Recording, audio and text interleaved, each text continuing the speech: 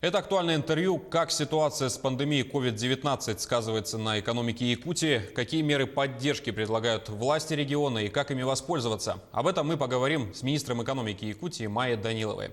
Майя Андреевна, здравствуйте. Здравствуйте. Расскажите, насколько сейчас экономика региона ощущает негативное влияние ситуации с распространением коронавирусной инфекции? Пока по итогам января-марта основные показатели социально-экономического развития республики находятся в положительной зоне. Но мы прекрасно понимаем, что это издержки статистического учета. Но тем не менее, да, если мы смотрим на показатели промышленного производства, уже с прошлого года ощущалось снижение добычи алмазов, влияние его на экономику республики Саха-Якутия, оно, конечно, сейчас пока нивелируется ростом в нефтедобыче. У нас там идет сейчас рост порядка 6%, особенно в газодобыче, там в 2,4 раза рост связан тоже с введением новых месторождений. В золотодобывающей промышленности положительные результаты. И в итоге вот макропоказатели, они сейчас в положительной зоне находятся. Индекс промышленного производства превышает 1,1%. В сельском хозяйстве также еще не ощущается влияние пандемии, но отрасли, которые уже начинают это ощущать, это транспорт, отмечается снижение грузоперевозок и пассажирских перевозок. Кроме этого, да, мониторятся такие показатели, как регистрация безработицы, но по уровню регистрируемой безработицы сейчас, на данный момент, вот по последним данным, на 25 марта уровень зарегистрированной безработицы составляет 1,9%. Это ниже, чем, например, в прошлом году. Задолженность по заработной плате тоже сейчас ниже, чем просроченная, чем на начало года. Главой республики подписан указ о мерах стабилизации экономики, поддержки малого и среднего бизнеса и других отраслей. Что конкретно поручено вашему ведомству? Мы в целом, конечно, будем отвечать за координацию исполнения этого плана первоочередных мероприятий. Непосредственно в нашей зоне ответственности это налоговое регулирование. Это то, что сейчас востребовано малым и средним бизнесом и, конечно же, нашими крупными предприятиями. Но мы действуем в рамках своих полномочий. То есть, например, если налоговым кодексом Российской Федерации нам предоставлено право снижать по отдельным видам налогов процентные ставки, мы это делаем. Да? Вот в отношении малого и среднего бизнеса по упрощенной системе налогообложения будет ставка снижена до 1%. Это те, которые применяют, исчисляют налог с доходов, и до 5%. Которые исчисляют налог с дохода минус расходы. По такой системе сидят. Мы пользуемся тем полномочиям, которые нам дает налоговый кодекс Российской Федерации. Мы также планируем снизить, практически обнулить налог на имущество и транспортный налог для организации общественного транспорта, потому что он тоже сейчас страдает в связи с тем, что поток снижается, пассажиропоток. Такие же меры будут применены, да, в отношении региональных операторов твердых коммунальных отходов и в отношении застройщиков и генеральных подрядчиков, потому что и строительство, и в том числе дорожное строительство сейчас тоже начинает ощущать влияние пандемии. И это связано в первую очередь с тем, что для иностранных граждан сейчас запрещен въезд в Российскую Федерацию, а они составляли основную вот рабочую силу. Но и здесь тогда получается, с одной стороны, вроде негативное влияние, но с другой стороны мы видим возможности для того, чтобы наши местные рабочие кадры могли более активно вовлекаться в процесс, да, и зарабатывать себе на крупных стройках. потому что по всем крупным стройкам, которые сейчас ведутся в рамках национальных проектов, никаких задержек не будет. Мы готовы финансировать, федеральный центр тоже готов финансировать все национальные проекты в таком стабильном режиме. По вашим оценкам и прогнозам, меры, которые вы сейчас перечислили, как помогут решить задачу по недопущению падения доходов населения и отдельных отраслей экономики? Если смотреть на доходы населения, то около 65% приходится на оплату труда. В оплате труда это в основном бюджетный сектор и оплата труда наших крупных и средних предприятий, да, заработная плата. В бюджетном секторе со стороны государства будут полностью обеспечены все обязательства, которые были взяты, да, не будет допускаться снижение заработной платы, задержек. Эти обязательства мы выполним со своей стороны. Для крупного и среднего бизнеса это поддержка, которая будет оказана в рамках мер, которые сейчас будут вырабатываться для поддержки системообразующих предприятий. Мы, например, допустим, та же наша крупная компания «Алрос», да, если она будет продолжать, на нее будет продолжать влиять низкие цены на алмазное сырье, конечно, она вошла в федеральный перечень системообразующих предприятий, и по отношению к ней будут применяться меры, вырабатываться уже на федеральном уровне. Здесь мы будем оказывать со своей стороны всемирную поддержку. Да?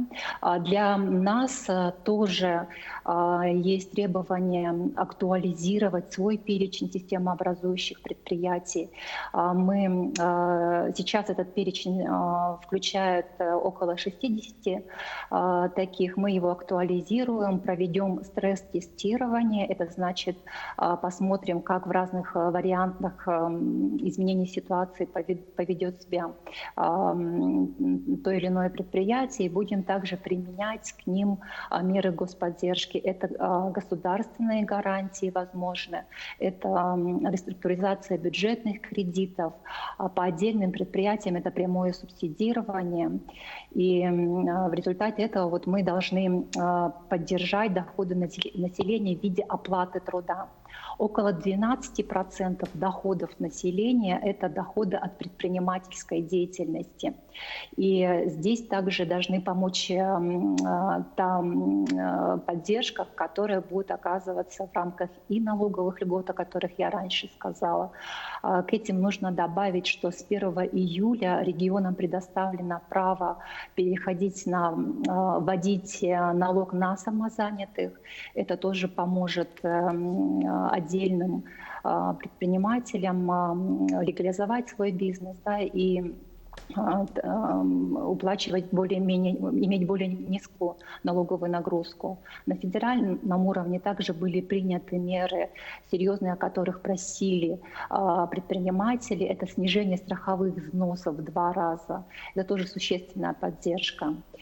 И вот 12% я сказала предпринимательство, а около 20% это социальные выплаты в структуре доходов населения. И вот по социальным выплатам тоже мы со своей стороны выполним все свои социальные обязательства, федеральный центр выполнит все свои обязательства. Это касается и пенсий, и пособий.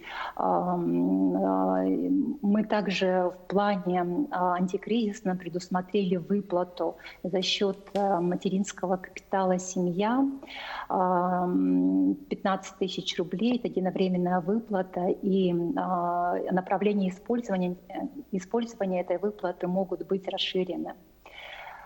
Да, вот таким вот образом. Банки и налоговые органы уже начали реализовывать комплекс мер по поддержке малого и среднего бизнеса. Скажите, все ли знают о них и насколько активно начали уже пользоваться?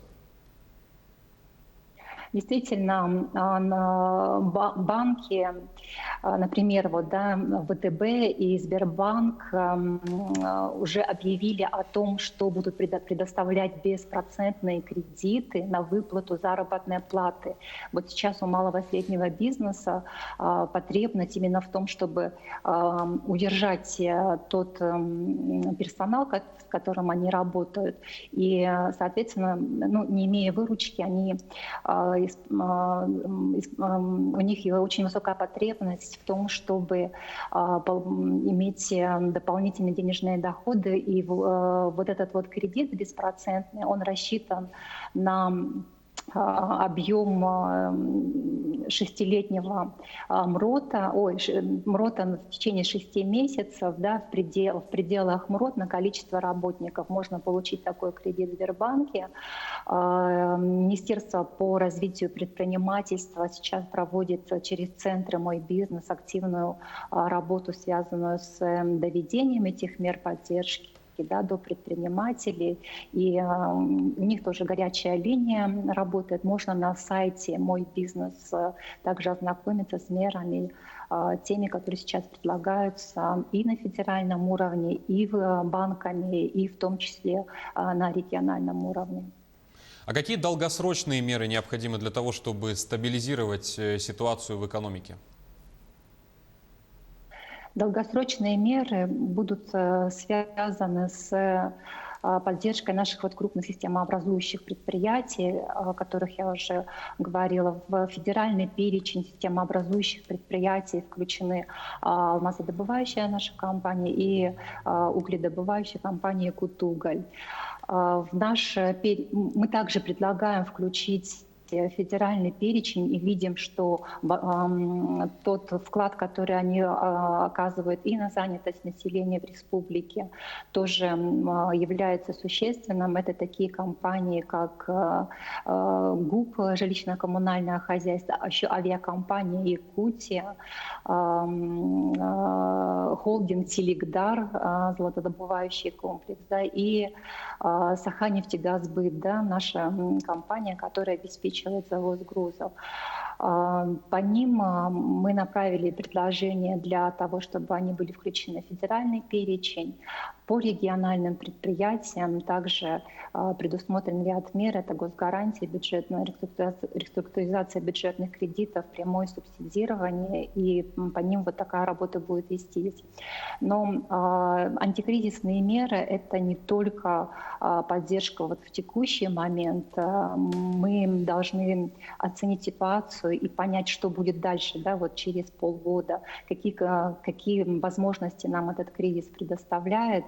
Понятно, что высокотехнологичные компании сейчас на высоте, да, это связано с тем сектором, который стратегической ставкой, которая делалась в республике, это на поддержку креативной экономики и несырьевых секторов.